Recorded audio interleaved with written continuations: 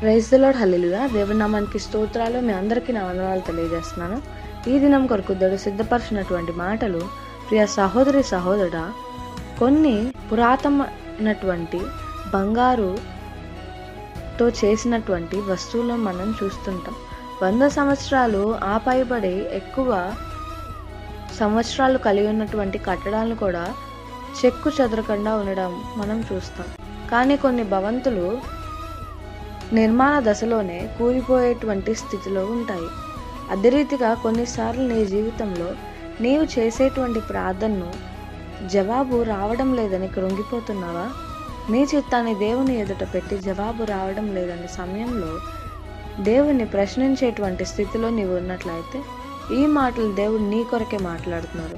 100 సంవత్సరాల క్రితం కట్టిన భవంతులు ఇప్పటికీ అన్నిటినీ తట్టుకుని నిలబడిందంటే అది కట్టేటప్పుడే దాన్ని పునాదులు స్థిరంగా వేయబడ్డాయి. ఆ స్థిరమైన పునాది బండ క్రీస్తు అనే బండ మీద నీ జీవితాన్ని కట్టుకున్నప్పుడు ఎటువంటి పరిస్థితులకు భయపడవలసిన అవసరం లేదు, స్థిరంగా ఉంటావు. ఈ మాటలు దేవుడు నా కొరకే మాట్లాడుతున్నారని నీవు విశ్వసించినట్లయితే నీ స్వచిత్తం, నీ సొంత ఆలోచనలతో నీ జీవితాన్ని కట్టుకున్నప్పుడు ప్రతికూల పరిస్థితులు ఎదురైనప్పుడు కృంగిపోతావు. కానీ క్రీస్తు అనే బండ మీద నీ జీవితాన్ని కట్టుకున్నప్పుడు ఎటువంటి పరిస్థితులు వచ్చినా కృంగిపోవాల్సిన అవసరం లేదు. దేవుడు నిన్ను స్థిరంగా నిలబెడతాడు. అట్టి కృప దేవుడు నీకు దయచేయును గాక. ఆమేన్.